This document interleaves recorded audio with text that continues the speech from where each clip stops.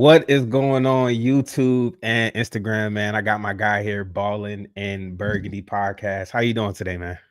What's going on? What's going on? I'm doing good, man. I'm doing good. We got some good news that came out today. We're gonna get into it. We're gonna get into everything. We got some roster cuts going on Yeah. already. We're gonna also talk about, a little bit about the depth chart a little bit. I want to get your insight onto that. Heck But yeah. how I start off the show every time, I want to get your fan journey. I want to understand what core memory that you have that made you become a fan. I got you. Gosh. So I'm gonna for those who actually do follow me, and I've said it before, is my whole family is the East. So I'm the Commanders, my sister's an Eagle, my dad's a Cowboys, my mom's a Giants. So we got nothing but beef in this household come Sundays and sometimes Monday and Thursdays. But mom and dad, they've been fans of the Cowboys and Giants for a while. Once I kind of moved back to Virginia, because I'm a military brat, so this is the third time in Virginia. So the first time was right before we drafted RG3. So that 2010, 2011 kind of season, I was like, all right, let me kind of figure out what football is. Let me see what teams are around. I remember being in one of my English classes, and the teacher was a big Redskins fan, and I was she was one of my favorite teachers at the time. So I was like, all right, well, I got to pick a team. We're in the area. Right. They were getting there. I mean, they were pretty trash by then still. She was my favorite teacher. I was like, let me put 2, 2, 2, and I guess 1 because they were trash together. And I got to Washington, and then finally we show hope when I get to college. So 12 years later, after there's nothing but pain and misery. Yeah. I definitely understand that, man. We all understand the pain and the misery that comes along with being this fan. That's what makes last season such a fun season, because we got to experience so much winning, and on top of that, the way we were winning was crazy. But for me, my core memory, I've always been a fan. It's like my parents was a fan, my family's a fan. We're all from the DC area. So, but it's a core memory that lies within my memory bank of the year Sean Taylor died, and the game after that. It was my first Redskins game. First Redskins game. I was on the corner of the ends. I always remember Clinton Porter scoring, and he lifting up his shirt with the 21 on it. And that's just something that's always sticking to my memory. They was giving out the 21 towels and everything. Like, that's something that will always stick with me. But yeah, I've always been a diehard fan. So what made you start your YouTube fan journey or get into, talking sports? Yeah, so I've been kind of like following different people. I'd followed Reedy and Z for a little bit. I'd followed Tone for a little bit, followed Rio for a little bit, followed Juan much later on. But I was listening to Josh Taylor too. I can't forget about him. So like some of the bigger names out there, and I was following a couple of guys. And Nick and Justin, who was one of my co-hosts, they had posted on their Instagram story, "Hey, we're looking for some fans to come on as guests in our podcast." It was then called Command Central, not to be confused with Central Command. It was right before. It was before we had done the Commanders rebranding. So I was like, "Hey, I'll come jump on if y'all need someone to talk about." So that's how that got started, and I came on a few more times. Got turned into one of the hosts with Nick and Justin and everyone else because people had departed, some people had come in, and then it kind of turned into me and Justin were CC to where I got put on editing duty, and then we both were like, well, now it's just us for a while. So talk to the owner of it. We're like, hey, we're willing to pitch in and like buy the account from you, buy the channel from me. And he was like, I can't do it. It's linked to the personal Gmail. I was like, all right, first of all, we giving you money for it, so why don't you just forward it over? I was like, all right, personal email, whatever. So Justin and I, towards the tail end of that podcast, we created BIB. It's gone through some design changes. I don't recommend watching the first 40 episodes. Production wise, graphics wise, it's not the hottest. I didn't we all go through our changing stages. Yep. So I can't wholeheartedly recommend the first 40 episodes, although the first 2 episodes were both guests. Episode 1 of 1, the pilot episode, we had Steelers fan, comedian, YouTube content creator, eccentric, wrestling fan, the Chisel Adonis. He was episode 1 of 1. So for all the people who, if you know the Chisel Adonis and you know, like, dog, he's up there. He was one of one for us. But we've been rocking with this from episode 5 for us was the Colts Commanders game when Terry mossed Stephon Gilmore. So we've been rocking this. That. Yeah, I remember about 2 or so years. Okay. That's what's up, man. That's what's up. My journey is kind of similar. Like, I've always like had a love for talking sports. I went to I initially went to college to do sports broadcasting. Okay. I ended up changing my major because I also do music as well. I sing and I record music and I make beats and stuff like that. But you know, I'm kind of circling back around to it. It's always been a passion of mine, and I got into, you know, listening to the same people you were talking about, and you know, I just picked up a mic one day and just hit record, and here we are right now. So that's what's up, man. That's what's up. We got some similarities there. But yeah, let's hop straight into the news that we want to talk about, because I want to get into this Terry situation. Let's get it. First question that I want to ask you is, do you, now that the news came out, you know, he signed for 3 years, the max amount of money he can earn is $96 million. The guaranteed, I don't think has come out yet. The guaranteed money, I don't think they've released that yet, which is a little bit not concerning, but that tells me it might not be as high as what I was thinking. Just because if it was in favor of Terry, I feel like Terry's camp would have leaked that information, but we'll see. Exactly. Do you look at it as like one side won? You know, do you look at it like, okay, AP won or Terry got his money, or do you pretty much just look at it, okay, they both had to come into the middle, or they both had to reach an agreement and we finally got it done? How do you look at this signing on of this done? When I saw the news, because I'm a college kid, so this is the first day of class for us. So I'm sitting right before class. I get the news. I'm like, I gotta post about it. Do I dare be that kid who's recording in the middle of study hall? I've been like, yo. I was like, no, I'm gonna be responsible. I'm gonna be ethical. I don't do that. So I texted in our Burgundy breakdown chat, which me, Z, and Juan Guy are talking sports. I couldn't find the gift, but I want to say, as a wise man once said, finally, we signed Terry McLaurin to this damn contract. Finally. We have been talking about this since what? Just after the draft ended? Like March or April 25th was the draft. So we've been talking this since April 31st or April 30th. Yeah, and it was remnants of the talk and chatter, because people were like, are you going to sign him this offseason? Right, so a little bit before that too. So we've been talking about this for a few months, but yeah. It's been a hot minute.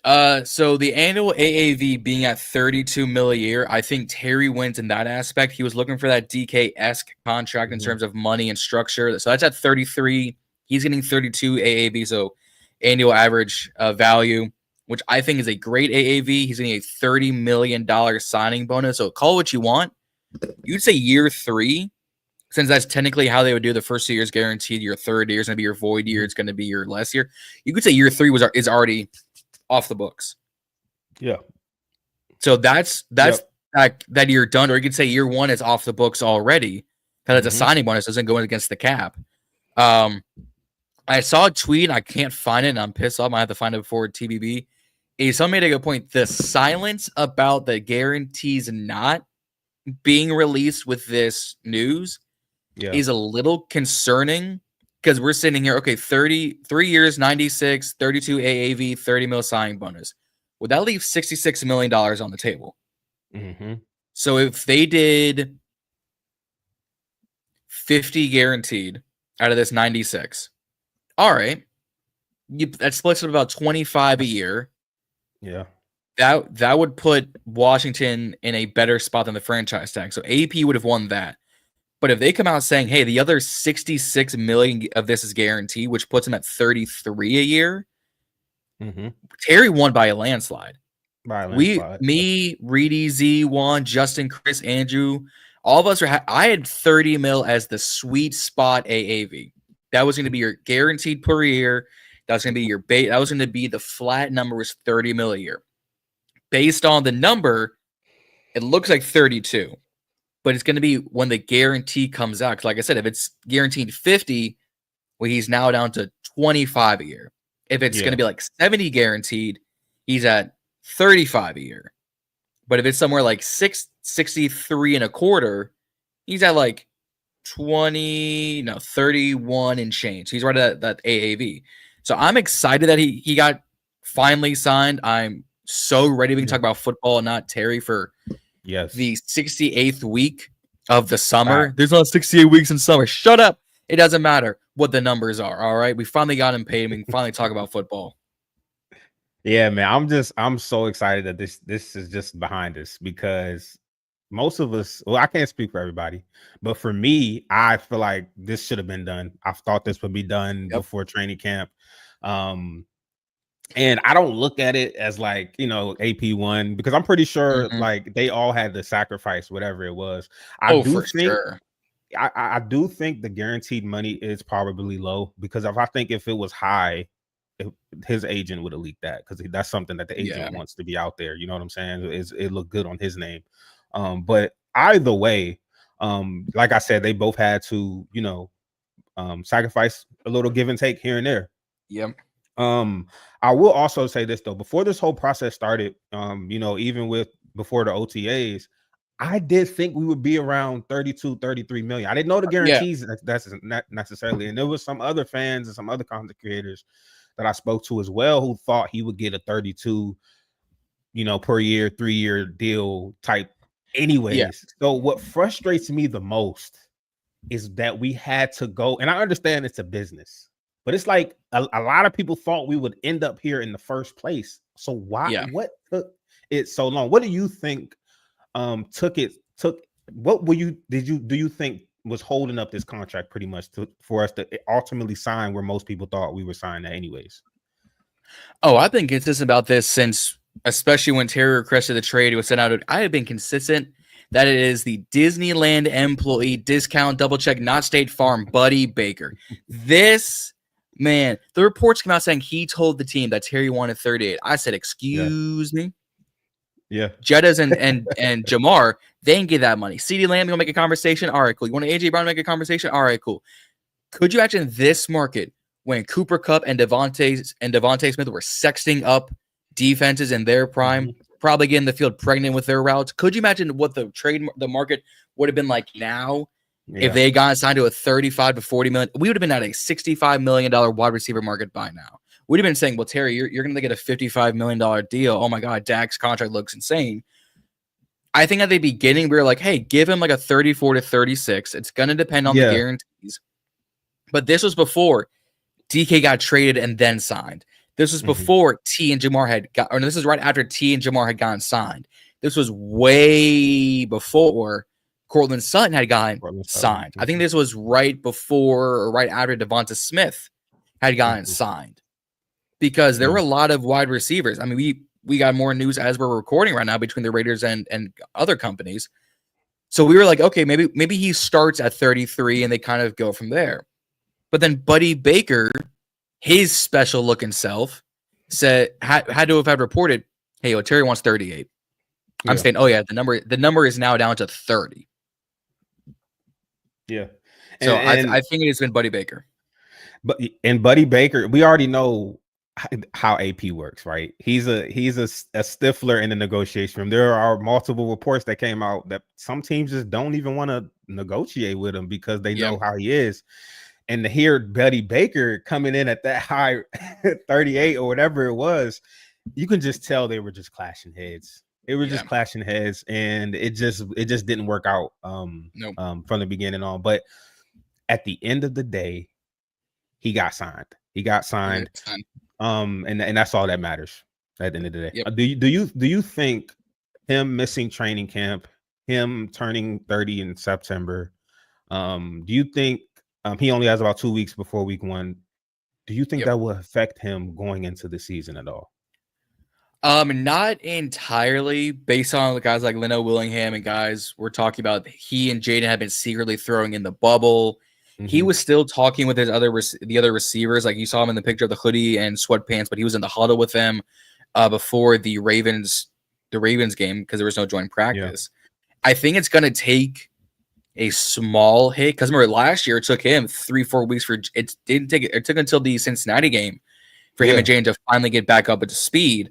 So I think it could take first or a week or two extra to get into that groove. Now, might have been a week or so ago, or even 2 weeks ago, when I had on the Burgundy breakdown, we were all saying, well, if Terry starts out the gate slow, or might have been one who said it, if he comes out the gate slow and he has 50, 60 yards in the first 2 games, you've just given every hater ammunition of saying this is why you don't pay a 30-year-old wide receiver. Well, this is why you don't set out training camp. Well, this is why you don't set out OTAs.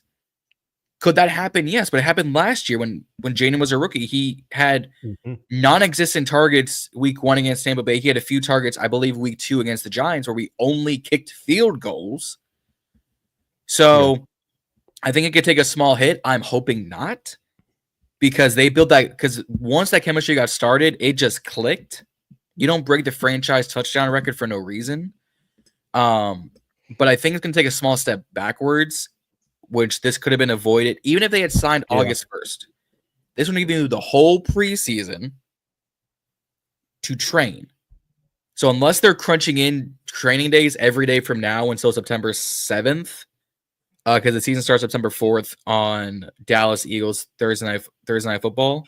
Unless they're training every day for 2 weeks straight, I think there's going to be a little pause in the production. And I'm not really worried about that, because I've already seen the connection that Debo and JD5 are ushering in. They're building that connection. He still has a connection with Zach Ertz.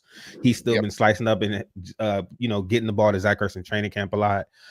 It seems like Debo. It seems like our running game is going to be more consistent this year. At least it just seems like that's more of their focal point this season, to get that running game going. So I'm not too worried about if they start off slow. I mean, if it happens, it happens, but I know the connection that Terry and Jaden are going to have going down the season. And if it does start off slow, but we're still winning games and we're still being productive, that's a bright side, because that means other people are getting involved. And Jaden and Terry are going to at some point get it going. So not too worried about that. I do think it's funny though that that tweet from Ricky Scoops, the dog. So he was pretty much right spot on. So he was right on, because it was at one point. I didn't think he was going to get over. Well, I kind of thought it was going to be at least 29 million. But I had some doubts of if he would actually reach that 30 million. But it was heading into a direction where it was going to look like 20.5, 29 was going to be the sweet spot. And I was like, that just screams franchise tag next year. Yeah.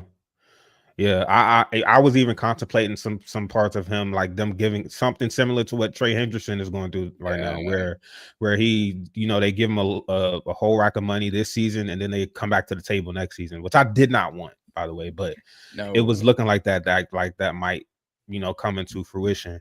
And I'm glad that did not come into fruition. But you got something else before we move on? I'll go back to that Trey Hendrickson thing since you brought him up. Cincinnati.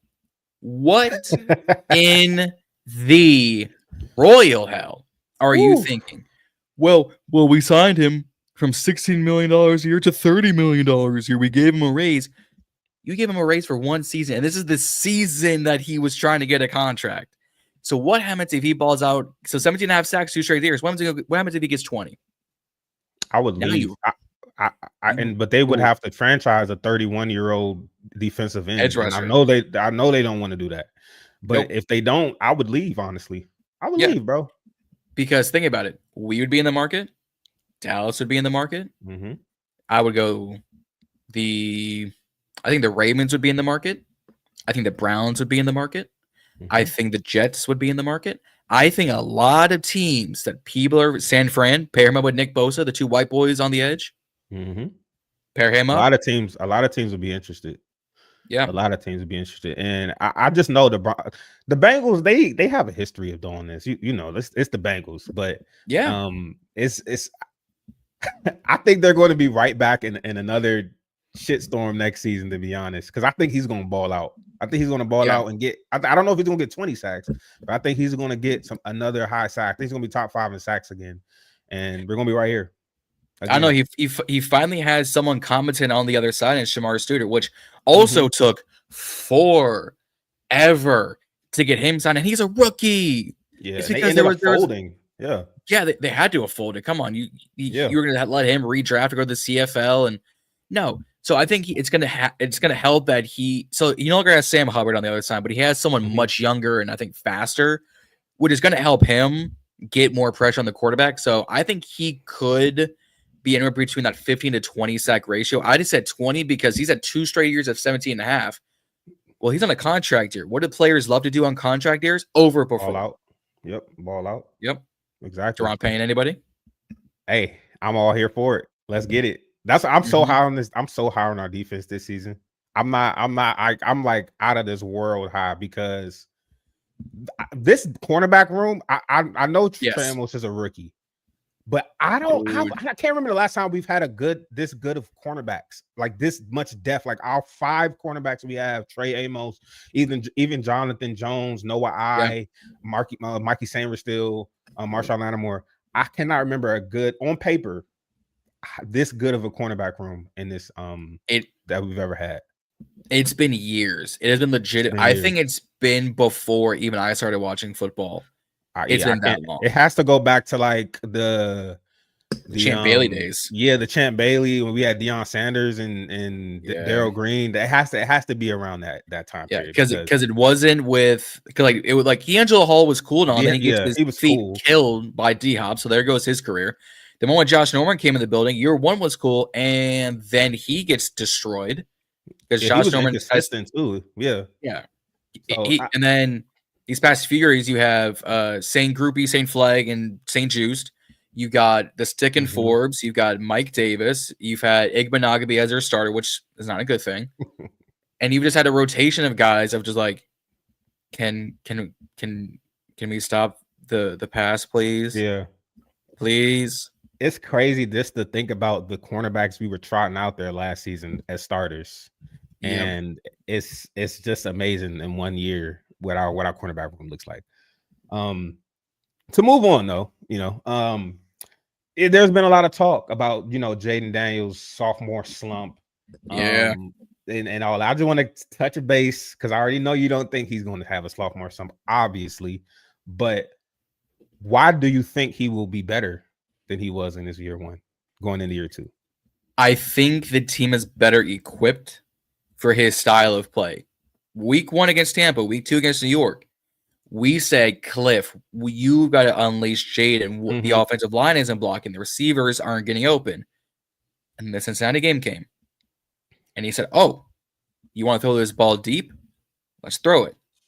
Diami against the Lions. Oh, you want to throw this ball deep? Let's throw it. So I think the team is better equipped, especially on the offensive line when healthy, to protect him, give him all costs. Laramie Tunsil on one side. You have Connerly Jr. on the other, which even if he takes a minute to go, you still got Brandon Coleman, who was a decent tackle for us. He gets back into his natural position at guard. B-Dash, when healthy, is a top 5 center in this league. Cosme, when he's fully healthy, is a top 5 guard in this league. Now, that's going to hurt, but you've got Allegretti there to slide in for his spot. So you've still got this familiar space to protect Jaden. Weapons-wise, you've still got Austin Eckler. You've still got Chris Rodriguez. You've still got Jeremy McNichols. You've still got Zach Ertz. You still have Terry McLaurin and Noah Brown. You now you traded for Deebo Samuel. You brought in Jalen Lane. You still have Luke McCaffrey, which that's a conversation. That's a topic right there. But you have familiarity. You didn't lose Cliff. Jaden said that, I think verbatim, like, what was your biggest thing of this offseason is he didn't lose his offensive coordinator. Drake May did. Michael Penix did. I don't think did, but that team was weird. Caleb Williams did. Bo Nix, I don't think did, but then like lost other pieces. Like, this is the most consistent team, especially with Terry back, that this past year's quarterback room has seen. It really seen in a while for Washington. Yeah, it's the whole talk of him slumping is based off of another player. It's based off of CJ Stroud slumping, because I don't think he slumped. last season. I just think his offensive line was bad, and he still won a playoff game, and his numbers weren't terrible. He just wasn't as good as his first season. No, when you lose your first 3 wide receivers throughout the season, your offensive line is racking up sack after sack after sack after sack like it's a Diddy party, and they got penalties on top. But yet you win the AFC South. You win a playoff game. You really should have beaten Mahomes. It wasn't for some ref magic. So we could be sitting here saying CJ Stroud has had the best rookie and a sophomore year, but now everyone's saying, oh, well, if you win your division, you win a playoff game, but your stats aren't the same as your rookie year. It's a sophomore slump. No, like I think it's people who just want to see, who's not a fan of the Command. They just want to see Jaden, lose because there's not their quarterback. It's mostly fans of teams that are like bad, or it's like Eagles fans who just don't like Jaden Daniels because we think he's better than Jalen Hurts, which he is. It's not a debate, but it's based off of nothing. And then like it's always, well, he's only had 1 year. Wait till he's like, what are we waiting for? If I can see that somebody's better than somebody else, or I can see that this player is good based off of a full season, I don't need to wait more seasons to see it again. I see. I know what I'm looking at. It's not a scheme thing. He's not ushered in. He's making plays. He's adjusting the plays at the line of scrimmage. He's throwing players open. He's making plays with his feet. He was our offense last season, passing and rushing wise. So when you calculate all that in and add the weapons like you talked about, there's no sophomore slump to be talked about. The first drive of the Bengals preseason game where Jaden comes out, handoff to, or jet sweep to Debo, handoff to C-Rod, Jaden rushes for 14 yards into the end zone, trucks a guy on his way and drags another one in for the touchdown. I said, yep, that's all I need to see. We good. Yeah, and like I said, Cliff Kingsbury is an offensive mastermind. He's going to have these run plays dialed up, and if you load the box and if you try to anticipate the run, he's going to kill you over top. And that's what Jaden Daniels did at LSU, and that's what he's going to continue to do in the league. Like it's going to be scary hours for this offense this season. To be honest with you. But moving on, I want to talk to you about the depth chart because you did mention Luke McCaffrey, right? Now I do think he's going to be on the depth chart. I don't think it's not going to get cut. Honestly, because he blocks well. He also plays special teams. And I can't totally blame him this preseason. It hasn't been great. I will say that it hasn't been great, but I think they will at least give him another season because of how bad the quarterback play was, and I just said he blocks and he plays special teams.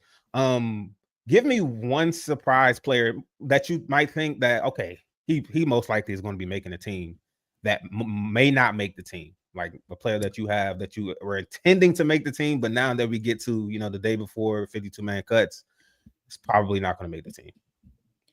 I said this yesterday with Carter on our show. Shout out to Washington Carter. Cleveland Farrell.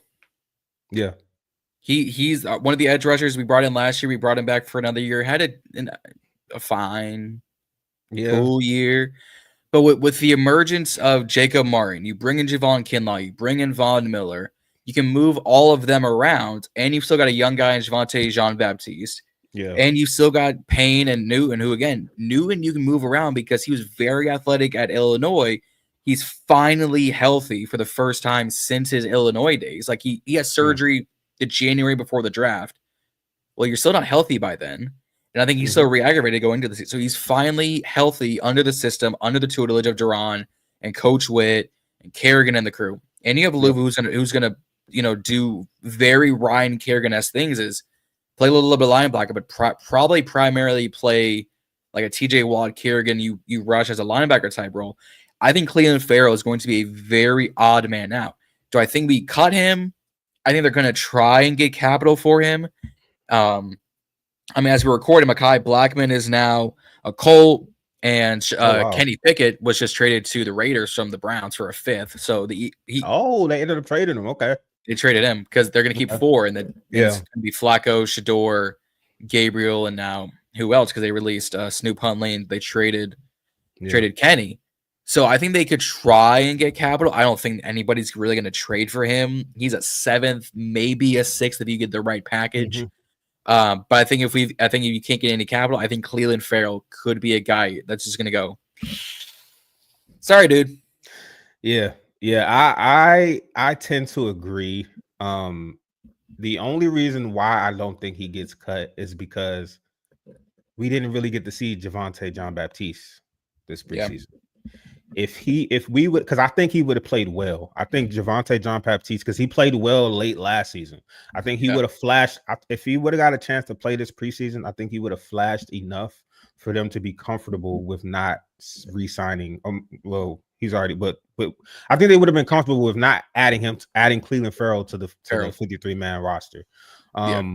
But the fact that he didn't play this preseason and he hasn't really been healthy enough, I feel like they're going to keep Cleveland Farrell as insurance, and I think Javonte Jean-Baptiste can live on the practice squad for now. But I don't see a future here for Cleveland Farrell. I don't really see, because he was injured last season. Yeah. He played well before he got injured. I mean, he led us in sacks before he got injured, but he was playing late into these preseason games. He is a locker room guy. He is a great leader, which they do like, and they do factor that in. That's why I think he's ultimately going to make the team. But at some point, I think once Jean-Baptiste, gets acclimated, Cleveland Farrell is going to be out off the team. Yeah. Go ahead. You can go ahead.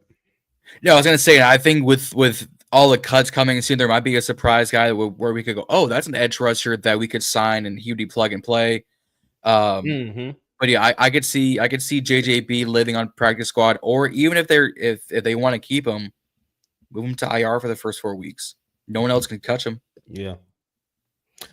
So before I get into that, Eddie Goldman, I don't think he makes this team. No. I think we brought him in initially as our one of our key run stoppers, but he hasn't shown enough for me, and he's getting up there in age. I think he already retired once. I think we cut ties, honestly. Johnny Newell looked really good when he was out there, especially that first game. I think him, Javon Kinlaw, Deron Payne. I think we have enough guys for them to feel comfortable with cutting Eddie Goldman. But I was going to ask you, Sam Cosmi, do you think he starts the season on the PUP list? I would. I would keep him there if I'm even though he says he had a schedule and he could be ready for week 1. I would not. I would see what we do against the Giants and the Packers week 1 and week 2, and then reevaluate.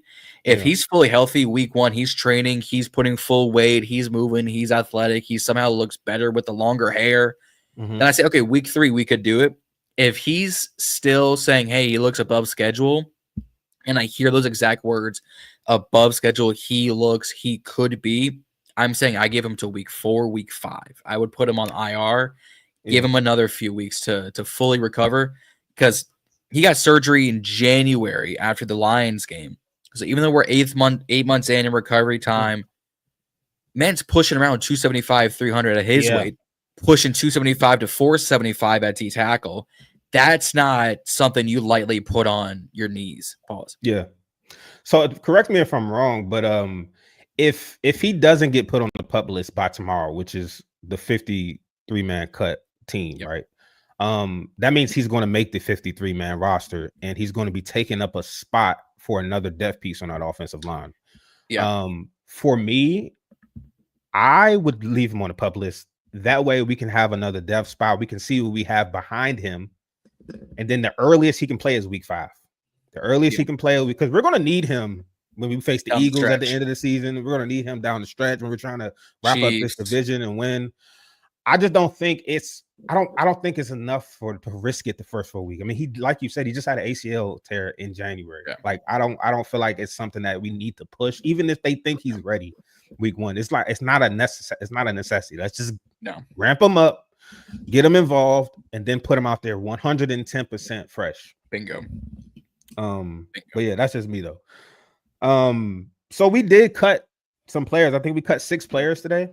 We cut cornerback Isane Bassi, wide receiver Michael Gallup, And Michael Gallup, I remember like when we signed him, a lot of people thought I was one of the people who thought he would make the team. Honestly, I had semi high hopes for him, but once he got out there and he was having them hamstring problems in training camp and OTAs, I was like, yeah, it's a wrap. It's a wrap for this guy. But yeah, we did end up cutting Michael Gallup.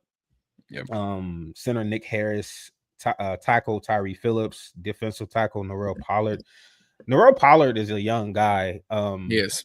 Who I kind of wanted to see more of, but I understand why they cut him. We're in win now mode. We don't necessarily want to put guys out there who are he needs development. And I think he's another guy who can be on the practice squad. Like he doesn't have to be on the 53-man roster.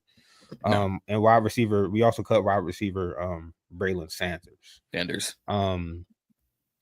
But I want to ask you about Ale Cahill, because I am super high on Ale Cahill. He was recruited by Nick Saban coming out of high school, highly recruited linebacker, battled injuries damn near throughout his whole college career. Yeah. But when I watched him play this preseason, by the way, he led us in tackles this preseason. When I watched him play this preseason, he fits what we do. Like he reminds me of a younger, like a mini Louvu. Like he runs, the number one thing that I've seen from him is that he gets off blocks. Yeah. He constantly gets off blocks. And that's like one of the number one things you need to be able to do as a linebacker. And he constantly gets off blocks. I just don't see where a world where we would cut a guy like this. Like this is me personally. Like I feel like we need to sign the best 53 players that we have, even if it's an extra linebacker that we didn't necessarily plan out to sign. Do you think he makes this 53-man roster? I don't think he makes the 53. I think if the only way he does currently constructed day one is if they put McGee on the PUP list. But McGee was out there on that Ravens game. So that tells me, okay, he's back in the rotation. So I don't think he'll make the 53. I think he'll go on the practice squad. He's going to be a hot commodity. Yeah, he's not going to last on the practice squad. No. So if they want to keep him, either they somehow find a way to elevate, whether that's cut Nick Ballore, bring in Ale Cahill or something, or they give him the injury designation, which is going to do wonders for him in Washington.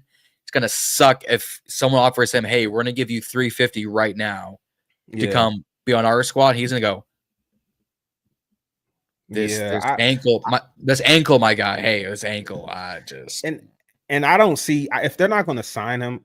First of all, if they do sign him, that means we're keeping 6 linebackers. I don't see us keeping 6 linebackers.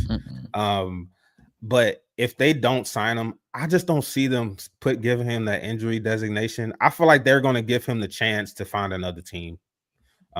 Even though they got to part ways with him.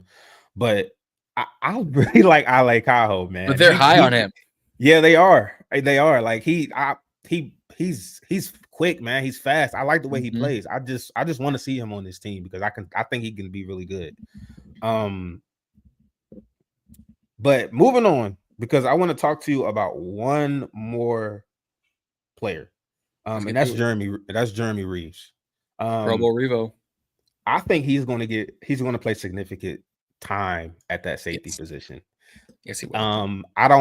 He looks good. Like when that Bengals game, even in training camp, they've been high on him. They always speak highly of him. They speak like he's going to be a starter. That's how they talk about him. He probably will be. You think so? You think he's going to start over Will Harris? Not over Will Harris, but I think he'll be that third safety kind of thing. Okay. Because if they do a 6-man setback there, they do some of nickel or dime, you need a third safety. Yeah. Well, I'm not trusting Owens right now, and I'm not trusting Percy Butler right now. So Revo would be the next one up. Yeah, I definitely agree. And all these, we're talking about the defense. This is why I'm high on this defense. I think our defense is going to be very underrated this season. Not only because of the players we have, but also because of how our offense is going to control the time. We're going to put the teams we play in in positions to have to pass the ball, and that's going to thrive for us. That's going to be very good for us. But yeah, I'm super excited. Super excited. I got one more topic I want to talk to you about, and that's the Giants game. So we play the Giants in less than 2 weeks now? In about 2 weeks. The 7th, so 2 weeks from yesterday. Days? Yeah, 2 weeks from yesterday. 13 days.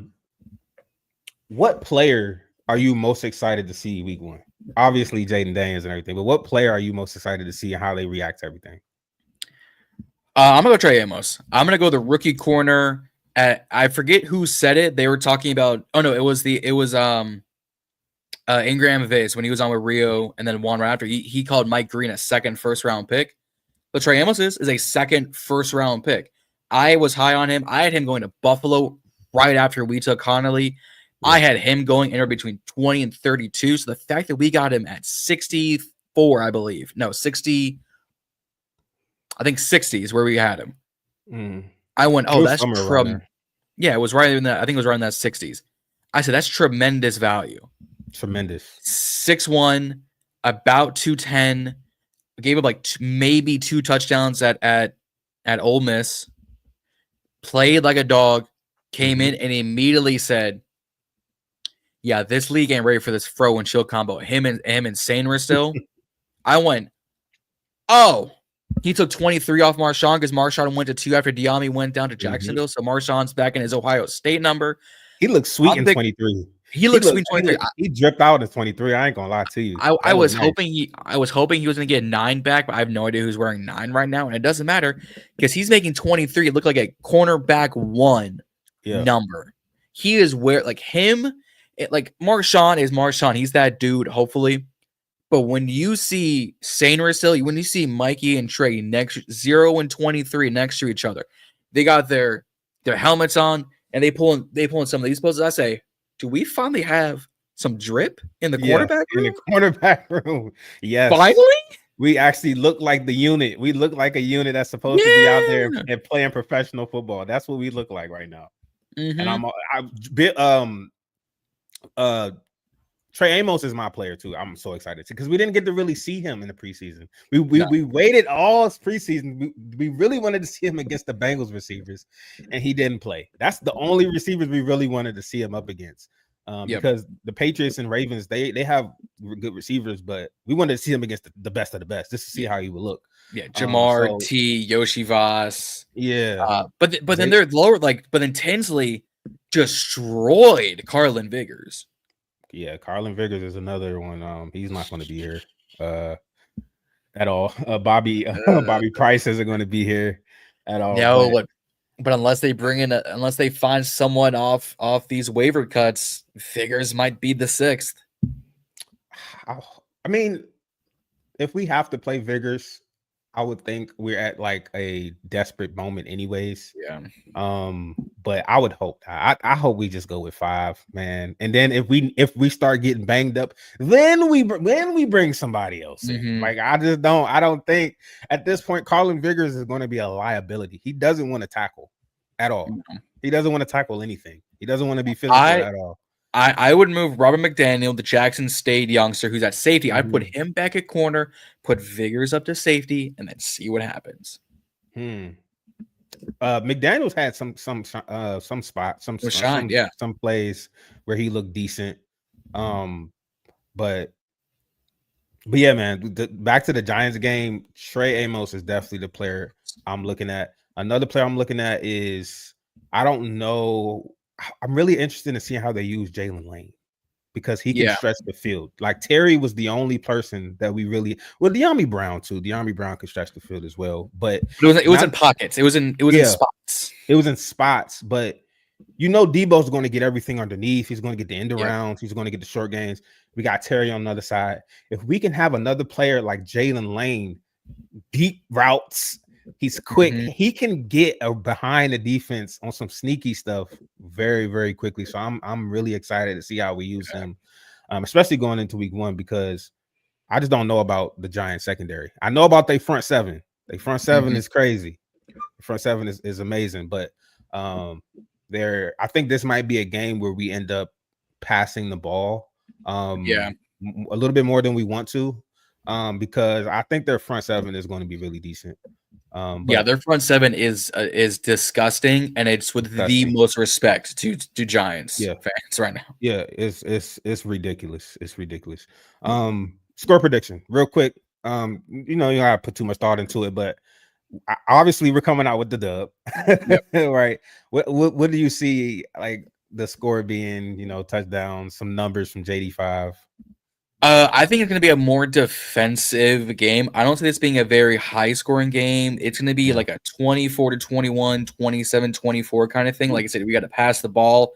I think Jaden is going to have to pass for about 150 to 200. I think he's going to have to, because if Bill and Eckler and C-Rod can't get there, I don't see this being a physical run game. Because Dexter Lawrence, Abdul Carter, Brian Burns, Kayvon Thibodeau.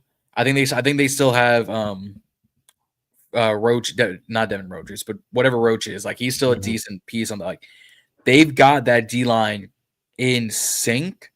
So unless Bill and Eckler and Seattle are going around the outside and hitting down, the sidelines for these big runs, or they start breaking tackles, I think James got their passer about $152.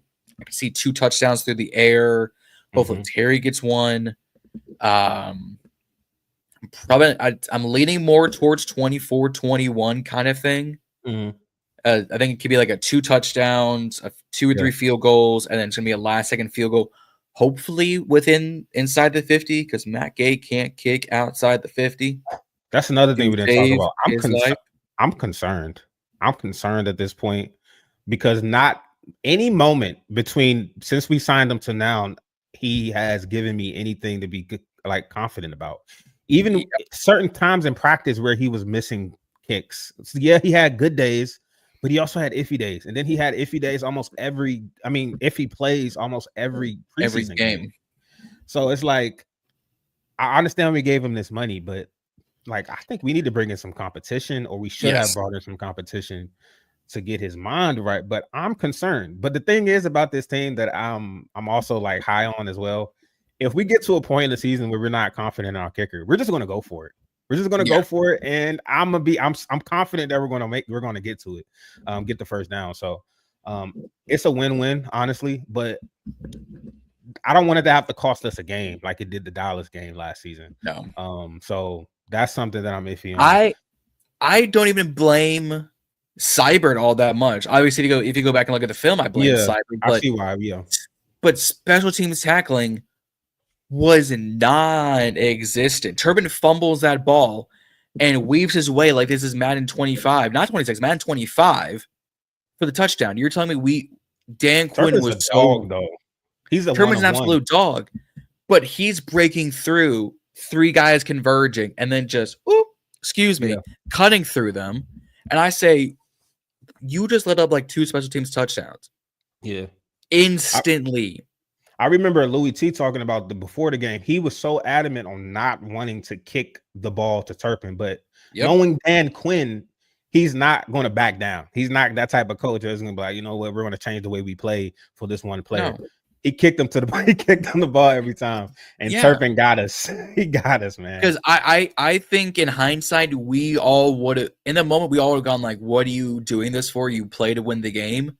Yeah. But if Dan went for 2 there, Terry, because the call alone, lightning strikes twice, and if we got that 2-point conversion, we're up by 1. All we have to do is Dallas let them run the clock out, and that's all we have to do. We would have been sitting here saying, we look complete. We would have been a 13-win season, the best season since our Super Bowl days. Yeah. But the special teams tackling, and it showed Patriots, it showed Cincinnati, and it showed up again on Baltimore. We do not know how to tackle on special teams, especially to younger, shiftier guys. Kind of Andrew Stew and Travion Henderson. Somebody that I wanted us to draft, but Fair. We got Bill now. We got Bill, so Bill. I'm solid. But like you said, man, people want to talk about all the close games we won last year and we can't recreate it. There were some close games we lost as well that we could have easily won. We could have easily won 14 games. That Steelers Pittsburgh. game, we could have easily beat Pittsburgh. There was multiple moments. If Jaden connected with McCaffrey on a throw that he hits 9 times out of 10, if Ertz doesn't go down, if Newton doesn't make a mind-blowing mistake and false starts, my big one, if Benjamin St. Groupie St. Flag St. Juice Booty Juice doesn't get torched by the walking, talking retirement corpse that is Mike Williams, because he just retired like last week. He got blown out the building on that run. I said there was about if you had stacked me, Z, and Rio shoulders to feet, and there's about 15 feet of us. That is how far St. Juiced. No, I think 16 feet. That's how far Mike Williams beat him. 3 or 4 yards of separation. I said, oh yeah. Wrap it up. St. Juice, you ain't making it to March. Didn't make any sense. But to wrap it up, I just want to talk about my score prediction for the Giants game because it's very similar to yours. I think it's going to be 24-14. I think early on, we're going to try to establish the run. We're going to get some good runs here and there, but I think the Giants are going to be really on that type of thing. And late, third, fourth quarter, it's going to be Jaden Daniels' time. And he's going to start making plays with his legs. He's going to start making plays with his arms. And we're going to break away and ultimately win the game for 24-14. I think he has about 250 total yards passing and rushing. Think Debo gets in the end zone. Think Zach Ertz gets in the end zone. I don't think Terry gets in the end zone though. I think they're going to try to stop Terry from scoring, and I think he's going to be getting adjusted back to the offense. But I think it's a 24-14 score, and we come out with the dub. And I'm gonna be at that game, by the way, the home opener. So I'm gonna be super excited. Yeah, I like that.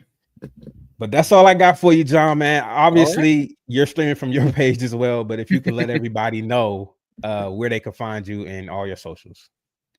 Yeah, so y'all can follow me at the Ballin Burgundy Podcast, YouTube, Instagram, and TikTok. On Twitter, or it has to be called X. No, it's Twitter. At BIB Podcast 22 because Twitter hates long usernames, and I refuse to pay $14.99 for a blue check mark. I ain't doing it. I ain't got the bread like that. And then you can see me, Reedy, Z, Juan Gotti talking sports every Wednesday night, and occasionally, depending on the episode, because we might have to drop an episode next, on the Burgundy Breakdown, Instagram, YouTube, TikTok, and Twitter at the Burgundy Breakdown WSH, or on Twitter at TBBWSH, because you can fill in the blanks. But yeah, you can follow us just everywhere you get your social media. No, we're not on Facebook. Might have to be, but no, we're not on Facebook, because who's using Facebook at our age? Right. I still post from Instagram. All my posts go to Facebook for some reason. But it's cool. But yeah, man. Yes, sir. Thank you for coming on, John. Thank you for joining. Hopefully we can do this again sometime in the future, man. We had a lot of fun. Thank you for everybody that came out, and tuned into the live. Please like, subscribe, comment for more content just like this. But man, y'all enjoy the rest of y'all day, man. Peace out.